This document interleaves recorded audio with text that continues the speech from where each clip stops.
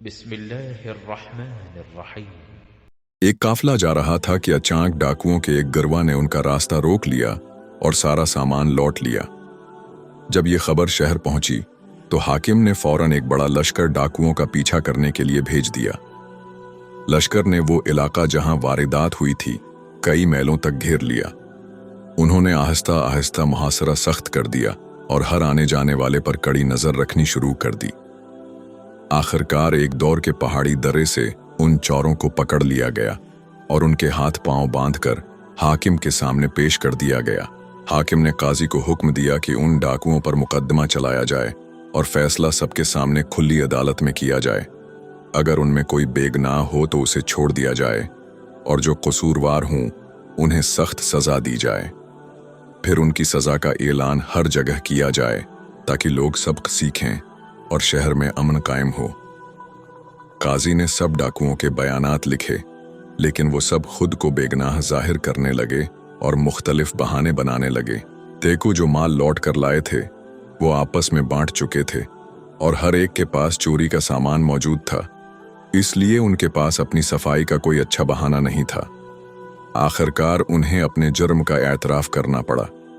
انہوں نے مان لیا کہ وہ راہزن ہیں اور یہی ان کا کام ہے، لیکن ان میں ایک شخص ایسا تھا جو خود کو بے گناہ کہتا تھا۔ اس کا کہنا تھا، میں ان ڈاکوؤں کا ساتھی نہیں ہوں، میرا ان سے کوئی تعلق نہیں، میں تو شاعر ہوں، میرا پیشہ راہزنی نہیں ہے۔ اس نے کہا، میں ایک مصور اور ہنرمند آدمی ہوں، اپنی بدقسمتی کی وجہ سے ان لوگوں کے ساتھ ضرور آ گیا ہوں، لیکن میں ڈاکو نہیں ہوں، میں ایک علم والا اور سمجھدار انسان ہوں، اس لیے میرے معاملے پر خاص توجہ دی جائے۔ اس نے حاکم کو ایک خط لکھا جس میں اپنی شکایت بیان کی۔ خط میں اس نے خوبصورت زبان، اشعار، قصے اور حدیثوں کا ذکر کیا اور کہا کہ قاضی میرے ساتھ انصاف نہیں کر رہا، نہ میری بات سنتا ہے، نہ مانتا ہے اور نہ ہی میرے کیس پر توجہ دیتا ہے۔ اس نے کہا، میں ڈاکو نہیں ہوں بلکہ ایک سمجھدار اور ہنرمند انسان ہوں، اس لیے میرا مقدمہ الگ سنا جائے۔ حاکم کو اس کی بات اور خط بہت پسند آیا۔ وہ خط پڑھ کر متاثر ہوا اور فوراً حکم دیا کہ اسے عدالت میں پیش کیا جائے۔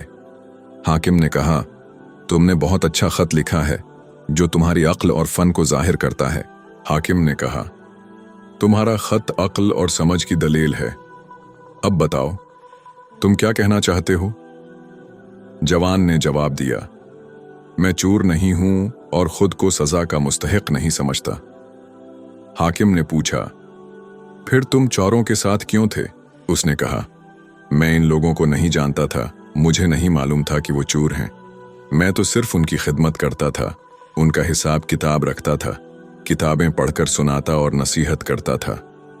حاکم نے کہا، قاضی تمہارے بارے میں کیا رائے رکھتا ہے؟ جوان نے جواب دیا، وہ مجھے بھی ڈاکوؤں کا ساتھی سمجھتا ہے، میری بات پر دھیان نہیں دیتا، نہ ہی میرے عذر کو مانتا ہے۔ یہ سن کر حاکم نے حکم دیا کہ اس نوجوان کا مقدمہ میرے سامنے سنا جائے۔ چنانچہ قاضی نے دوبارہ اس کا بیان لیا اور پوچھا، کیا تمہیں پتا تھا کہ یہ لوگ ڈاکو ہیں؟ جوان نے کہا، شروع میں نہیں، لیکن جب انہوں نے قافلے پر حملہ کیا تو سمجھ گیا اور دل میں پچھتایا۔ قاضی نے کہا، ٹھیک ہے، تم ان کے ساتھ رہے، چوروں کا لباس پہنا، کیا تمہیں شرمندگی نہ ہوئی؟ جوان نے کہا، مجھے شرمندگی ضرور تھی، لیکن میرے پاس اور کوئی راستہ نہیں تھا۔ قاضی نے پوچھا، یہ لوگ کب سے چوری کر رہے ہیں؟ جوان نے کہا، تقریباً 2 مہینے سے۔ قاضی نے پوچھا، انہوں نے کہاں ڈاکے ڈالا؟ جوان نے جواب دیا، فلاں آبادی اور شہر کے درمیان جہاں گھنی جھاڑیاں ہیں۔ قاضی نے پوچھا، کیا تم اس جگہ کا نقشہ بنا سکتے ہو تاکہ ہمیں وہاں پہنچنے میں آسانی ہو؟ جوان نے کہا، کیوں نہیں، میں ان راستوں سے اچھی طرح واقف ہوں، جیسے اپنی ہتھیلی کو جانتا ہوں اور نقشہ بنانے میں ماہر ہوں۔ قاضی نے کہا، بہت خوب، کیا تم ایسے اشعار لکھ سکتے ہو جن میں تم اپنی پشیمانی ظاہر کرو کہ تم راہزنوں کے ساتھ رہے؟ جوان نے جواب دیا، جی ہاں، میرے دل و دماغ میں ایسے اشعار بھرے پڑے ہیں، ایک ہی شعر سے اثر ڈال سکتا ہوں۔ قاضی نے پوچھا، کیا تم ڈاکے کے وقت قافلے والوں کا خوف، ان کی فریادیں اور راہزنوں کا ظلم لکھ سکتے ہو؟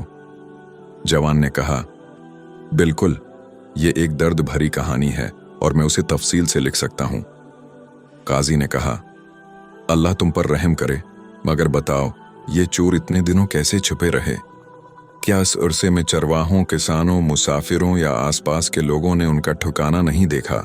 जवान ने कहा, कुछ लोगों ने देखा जरूर होगा, लेकिन डाकू उनके साथ अच्छा सलूक करते थे, इसलिए किसी ने शक न किया। काजी ने कहा, जब तुम्हें मालूम हो गया था कि वो चोर हैं और तुम शर्मिंदा भी थे, तो 2 महीने तक तुमने किसी को कुछ क्यों न बताया? तुम आजाद थे, करीबी आबादी जा सकते थे, नक्शा बना सकते थे और मुसाफिरों को खबरदार कर सकते थे। फिर तुम उनसे अलग क्यों न हुए या वहां से भागे क्यों नहीं? जवान ने अफसोस से कहा, मैं यही सोचता रहा, लेकिन किस्मत ने साथ न दिया। कादी ने जवान से पूछा, क्या तुमने उन दिनों में कोई शार भी लिखा था? जवान ने कहा, हाँ, मैंने एक गजल लिखी थी। काजी ने कहा, तो फिर सुनाओ। जवान ने वो गजल सुना दी। गजल सुनने के बाद काजी ने हाकिम से कहा, जनाब, ये साबित हो गया है कि ये जवान भी चोरों का साथी है, बल्कि उसका जुर्म ज्यादा है, क्योंकि ये तालीम याफ्ता और समझदार होने के बावजूद उनके साथ शामिल रहा। उसके अशार में भी नरमी या शर्मिंदगी नजर नहीं आती, बल्कि गफलत और संगदली झलकती है। कादी ने मजीद कहा, ये अशार सिर्फ कहानी नहीं बल्कि उसके दिल की कैफियत हैं। अगर ये वाकई पशिमान होता तो गिरफ्तारी से पहले शार के बजाय शिकायत या मदद का खत लिखता। एक दरख्त को उसके फल से पहचाना जाता है और इंसान को उसके अमल से। जो शख्स बदकारों के साथ बैठता है वो उनका साथी ही होता है। अगर उसे वाकई अफसोस होता तो वो किसी चरवाहे, किसान या मुसाफिर के जरिए उनका राज जाहिर कर सकता था। उसकी खामोशी और सोहबत ही उसके मुजरिम होने की निशानी है।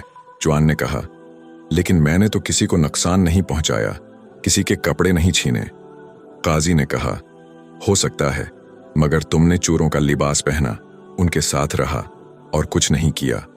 जवान ने कहा, मैं उनके जुर्म में शरीक नहीं था। काजी ने जवाब दिया, तुम झूठ बोल रहे हो। जवान ने कहा, मैं तौबा करता हूं। काजी ने अफसोस से कहा, अब तौबा का वक्त गुजर चुका।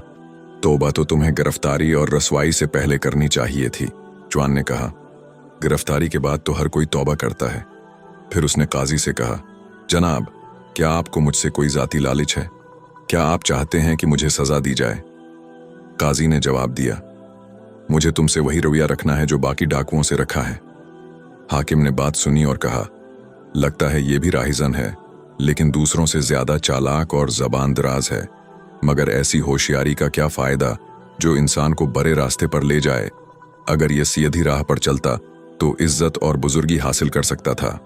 आखिर में काजी ने उस पर वही सख्त सजा कायम रखी जो बाकी राहिजनों से भी ज्यादा थी। मजीद ऐसी वीडियोस देखने के लिए हमारा चैनल विजिट करें। वीडियो पसंद आए तो लाइक और सब्सक्राइब जरूर करें।